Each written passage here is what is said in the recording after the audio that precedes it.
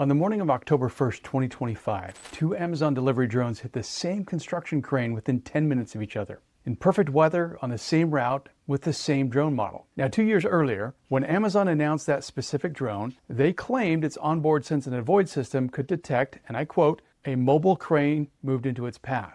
Now, that's a public NTSB documented contradiction between a safety claim and a safety failure in a commercial autonomous aviation operation in 2025. So if you're like I am and you care about how cyber-physical systems actually fail in the real world, that's the kind of incident you build a threat model around. So today, that's exactly what we're going to do. I'm Chad Butler. This is Mission InfoSec. Together today, we're going to build a threat model of Amazon's Prime Air drone delivery program entirely from public information. No insider details, no NDA protected material. The framework that we're going to use is the Threat Modeling Manifesto. The manifesto asks 4 questions in this order. Number 1, what are we working on and what are we building? Number 2, what can go wrong? Number 3, what are we going to do about it? And number 4, did we do a good job? We can answer the first question completely from public sources. We can also answer the second one because the public record on Prime Air is now extensive enough to support it. We can speak strategically but carefully about the third without claiming to know what Amazon actually implemented internally. But the fourth we mostly can't answer for Amazon from the outside, but we can ask the question out loud. So that's the methodology we're going to follow. Let's go ahead and jump in with question number 1. The aircraft is the Amazon Mark 30. It's a hexacopter with 6 rotors, 2 horizontally staggered wings, and smooth fuselage. It weighs about 78 pounds, and it can handle a payload of about 5 pounds. The cruising altitude is approximately 200 feet above ground level. Now, in traditional aviation, there are 3 distinct players: an airport authority, an airline, and an aircraft manufacturer. The FAA regulates all 3, but separately. Amazon Prime Air is all 3 at once. They build the Mark 30. That's similar to Boeing's role. They operate it commercially, which is similar to something like Southwest's role. And they own and operate the launch and recovery facilities, which is similar to an airport. So it's 1 company, 3 regulatory roles, and 1 regulator, which is the FAA. The rulemaking that defines how this works at scale is Part 108. It's currently in its public comment phase, and we're going to keep coming back to it because that's where the real technical debate about drone safety and cybersecurity is playing out in public. Amazon's CONOPS, or Concept of Operations, has 3 stages, and I want to walk through each because the threats we're going to discuss are organized around them. Stage 1 is the Prime Air Drone Delivery Center. It has an internal acronym, PADDC, but I'm just going to refer to it as the Drone Delivery Center from here on out. This is the physical facility where the drones are prepared, loaded with packages, launched, recovered, inspected, and finally maintained. So in our threat modeling, the Drone Delivery Center is the operator's home base, and it carries every risk that a physical aircraft maintenance environment carries: insider threat, supply chain, hardware integrity, and intellectual property. Stage 2 is transit. The drone takes off from the Drone Delivery Center, climbs to cruise altitude, and then flies beyond visual line of sight to the delivery location. During the transit, the drone depends on satellite navigation, such as GPS, to know exactly where it is and where it's going. It depends on command and control link to stay in contact with the operator. It also depends on its onboard detect and avoid system to keep clear of other aircraft and stationary obstacles. And it depends on integration with traffic management feeds for shared awareness of what else is in the airspace, which includes other drones or other cooperative, well-behaved aircraft. Stage 3 is the delivery. The drone descends from its cruise altitude down to about 13 feet above the ground. It hovers over the customer's designated drop zone and releases the package. It then ascends back to the cruising altitude and returns to base. The drone doesn't land at the delivery point. The entire interaction with the customer's environment happens in a brief, low-altitude hover. There are also a handful of systems that sit underneath all of this, and we'll keep coming back to them. GNSS, which is satellite-based positioning, such as GPS or GLONASS. B, which is the broadcast protocol commercial aircraft use to announce their position to other aircraft and to ground systems. UTM and ADSPs, which are unmanned traffic management and automated data service providers. Those provide strategic deconfliction and operational data in the airspace where drones operate. So that's what we're threat modeling. 3 flight stages, 1 operator, 1 regulator, 1 platform, and a supporting infrastructure of navigation, communication, and air traffic data. What can go wrong? There are 5 threats I want to walk you through in this video. 5 is not the whole list. It's just the list that matters most for understanding the rest of the system, and the first one is really foundational for everything else. Now, that NTSB report I referenced earlier, which is identifier WPR26LA002, is public. You can pull it up and read it yourself. Here's what it says. The weather that morning was clear with 10 miles of visibility, no wind, and full daylight. The crane was a 275-ton link belt with its boom extended to about 197 feet above the ground. which is just under the Mark 30's cruise corridor of about 200 feet. The first drone struck the boom during its descent at roughly 150 to 165 feet.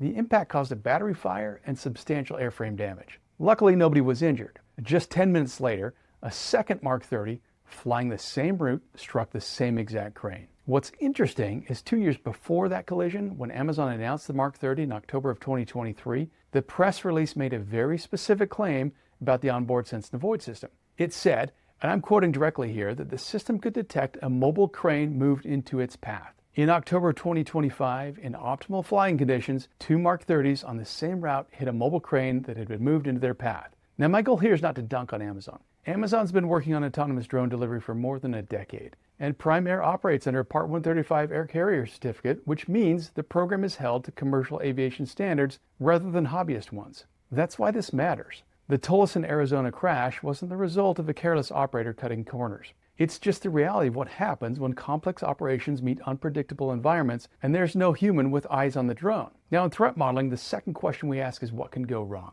For most of what we'll cover in this video, that question is theoretical. We have to reason from public sources and known attack patterns. For this first threat, we have an actual answer. It already went wrong in public with NTSB documentation and with a marketing claim on the record that the system was specifically designed to prevent the exact failure mode that occurred. That's why we're covering this threat first. If the onboard perception system can fail to see a 275-ton crane in perfect weather, it can also fail to see other things. Smaller obstacles, faster aircraft, or objects that an attacker is actively trying to hide from the sensor stack. So the third threat modeling manifesto question is, what are we going to do about it? Now, I'm not going to pretend to know what Amazon has implemented internally, but any rigorous threat model would propose 3 categories of mitigation. First, sensor diversity and redundancy. A perception system that depends on one type of sensor or even 2 types that can fail for the same reason is brittle. You want different kinds of sensors, cameras, radar, LiDAR, combined in a way that errs on the side of caution whenever they disagree about what is out there.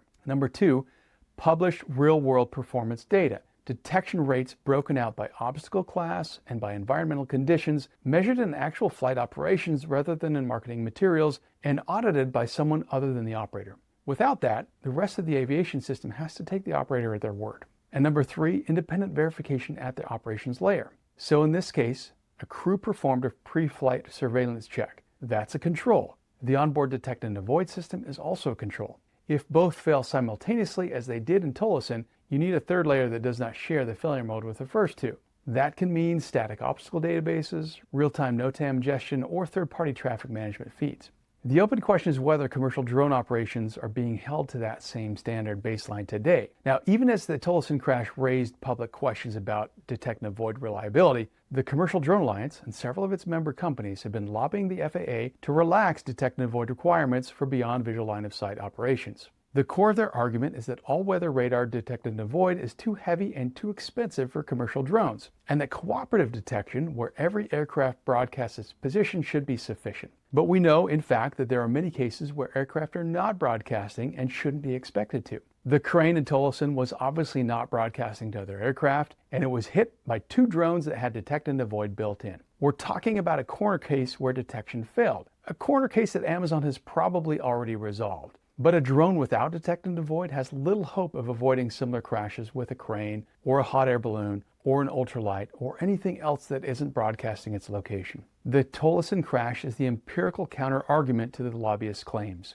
If the rule ends up getting relaxed before there's a credible public track record of detect and avoid working in the real world, the industry will be institutionalizing the failure mode we just watched play out. That's the regulatory problem the first collision creates. The second collision is a different kind of problem entirely, and it's threat number 2. So when I walked you through the crash, I gave you the sequence. What I didn't explain is why the second collision is not just more of the same failure. The first was a perception failure. The drone didn't see the crane and it ran into it. The second was an architectural failure. The fleet had no mechanism to act on what the first collision had just discovered. In conventional aviation, when an aircraft has an incident, there's a reflex. The airline holds the fleet, FAA issues a NOTAM, or the route gets restricted while the situation is assessed. The reflex is imperfect and sometimes slow, but it exists, and it exists for a reason. Drone delivery does not appear to have that yet, so there's at least 3 controls we need with this one. First, near real-time hazard sharing across the fleet.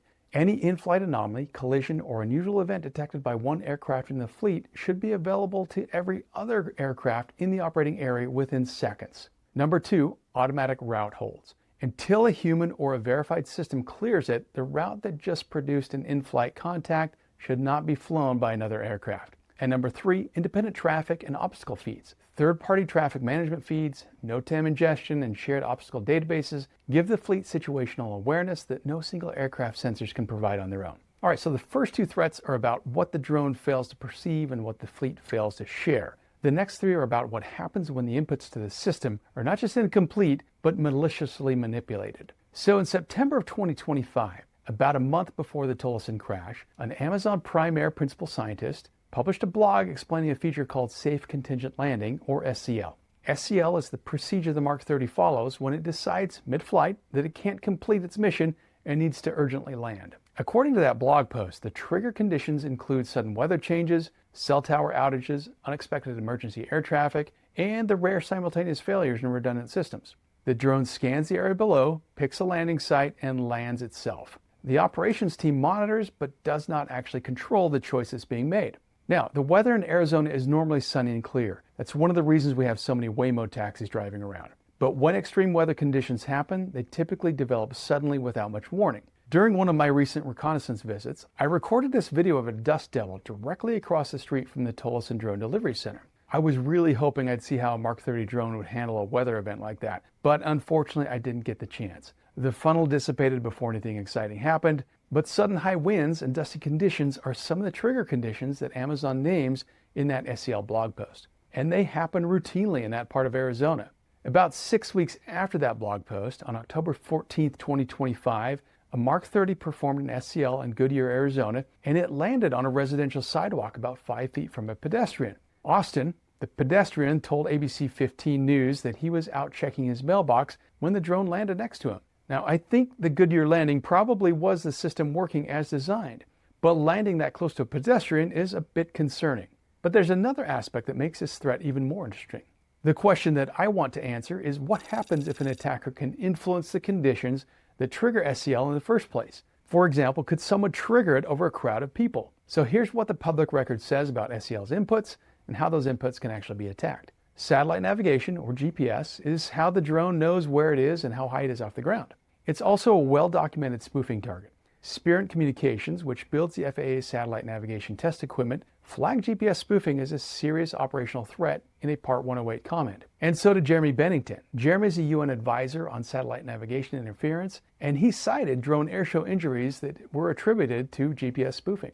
Regional GPS disruptions hit the U.S. East Coast in 2022 and again in 2024, so none of this is theoretical. In addition to that, the command and control link, or how the operator talks to the drone, can be jammed and disrupted as well. Now, Part 108 acknowledges this, and it tries to address it, but only with reliability requirements. What Amazon has not publicly described is how SCL trigger inputs get validated before the autonomous landing decision is made in the first place. So there's a transparency gap here, and that's what I want to be clear about. I'm not claiming Amazon has built an SCL system without input validation, but without public disclosure of how those inputs are validated, a system that consumes spoofable inputs is a credible threat vector. And the potential consequence is an urgent landing in attacker-influenced conditions with no operator in the loop. So what would make that autonomous decision harder to spoof? 3 controls. First, require multiple independent confirmations before committing to a contingent landing. No single input should be enough. Weather cross-checks a regional feed, a lost command and control link is confirmed across more than one channel, GPS cross-checks inertial sensors, or another aircraft on the same route. Number 2, sanity check every input against physics and the mission profile. Lipent Technology proposed this in their Part 108 comment. A reading that implies the drone is doing something physically impossible or sensing weather wildly different from the regional forecast should be flagged before it drives a flight decision. Now, spoofing an input is an attack from outside the system. The next threat is an attacker who is already inside it, someone on the command and control link, or someone with hands on the airframe at the facility. This is a different adversary, and so by extension, it needs different controls. As we've already mentioned, a drone delivery program is not just the drone itself. It's also the link between the drone and the operator, and it's the facility where the drone is built, loaded, recovered, and inspected. Both of those layers carry threats that the onboard safety systems cannot detect. Part 108 acknowledges that beyond visual line of sight operations have a cybersecurity dimension, It lays out principles, but it stops short of technical standards. And the Aviation Rulemaking Committee that fed into Part 108 flagged the need for command and control cybersecurity, but never really developed the standards. These are well-known threats that have played out in other scenarios. Unauthorized commands issued via spoofed or replayed command and control transmission,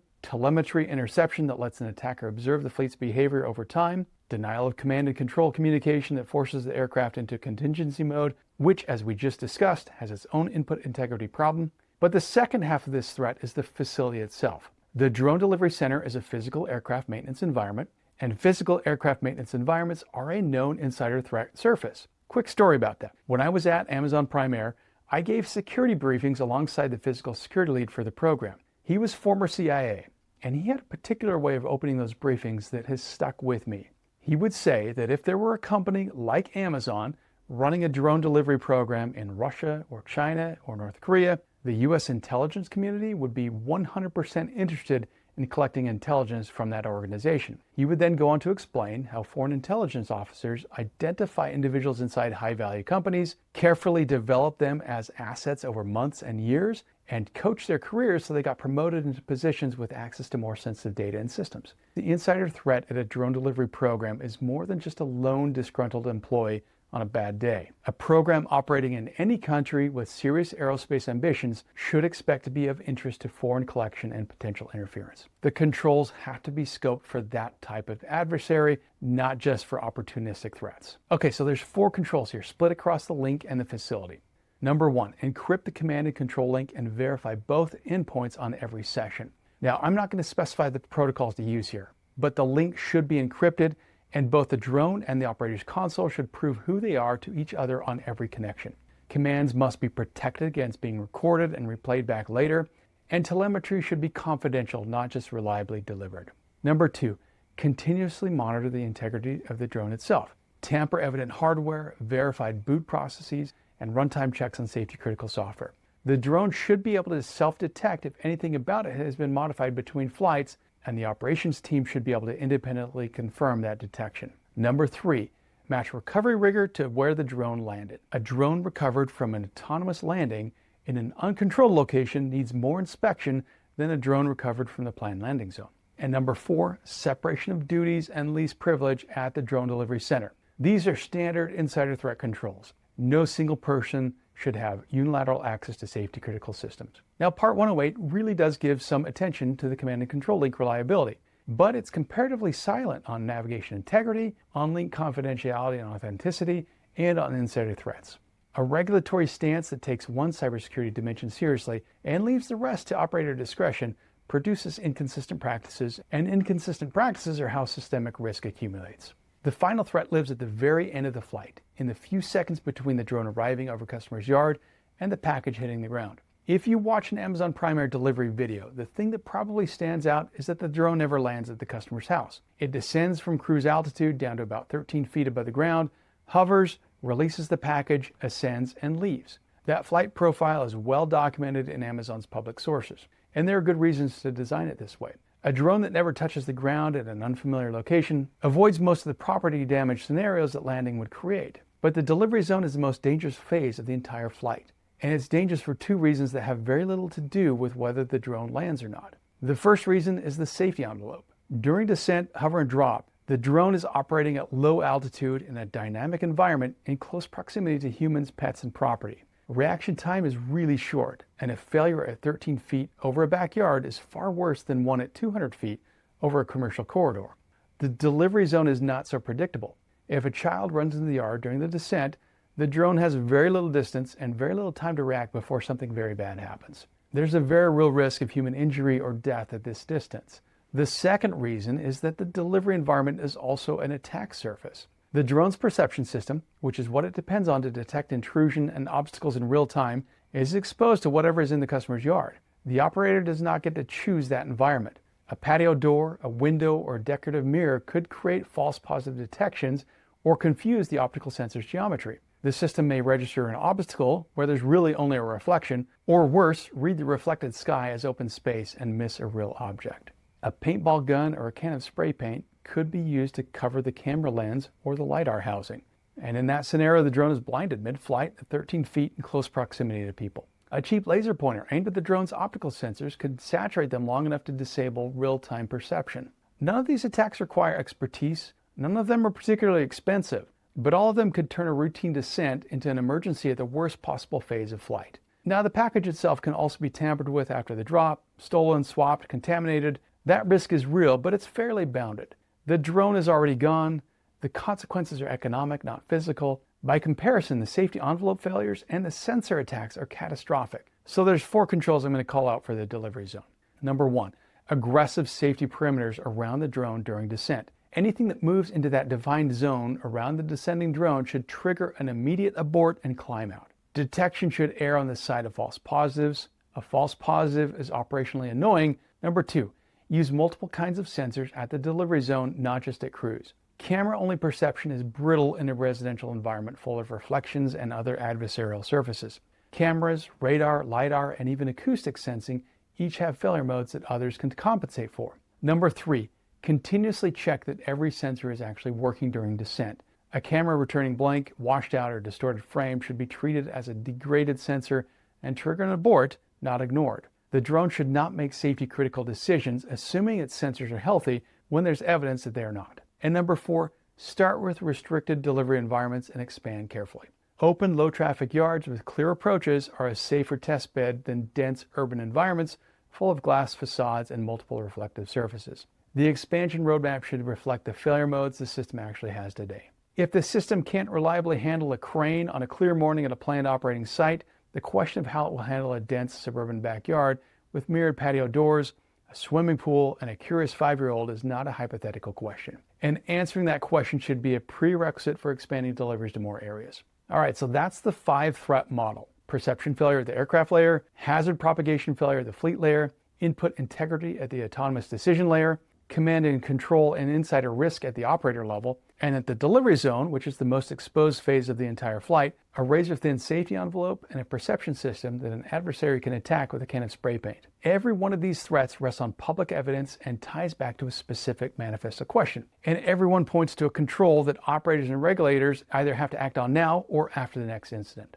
The manifesto's 4th question is whether we did a good job. In a normal corporate exercise like this, you answer it by measuring your controls against the threats you identified and checking whether you reduce the risk to an acceptable level. Then you update the threat model as the system evolves. For a threat model built entirely from public information like this is, I mostly cannot answer that for Amazon. I don't know which of these 5 threats they've addressed internally, which controls are in place, or how effective they actually are. But what I can say with high confidence is the following. The Tolleson crash is evidence that the onboard detect and avoid system did not perform as marketed in optimal conditions against the exact failure mode the marketing called out. The second drone hitting the same crane is evidence the fleet did not have real-time hazard propagation. The Part 108 cybersecurity provisions are aspirational rather than technical, and the delivery zone safety envelope is the most exposed and unpredictable phase of the flight. That's the threat model. 5 threats, all built from the public record, but what Amazon and its regulators decide to do with them is the part I cannot see from the outside. Now, this exercise matters beyond Amazon. Drone delivery is one of the first commercial AI-driven cyber-physical systems being deployed at scale close to civilians in U.S. airspace. The questions we just walked through apply far beyond drones. You should be asking the same questions next year about autonomous vehicles, medical devices, industrial robots, and every other AI-driven physical system that's about to enter the consumer world. So if you found this helpful, please subscribe so you don't miss the next breakdown. I'm also publishing a white paper that builds out this threat model with full sourcing and deeper analysis. The link will be in the description. Thanks for watching. I'm Chad Butler. This is Mission InfoSec. I'll see you in the next one.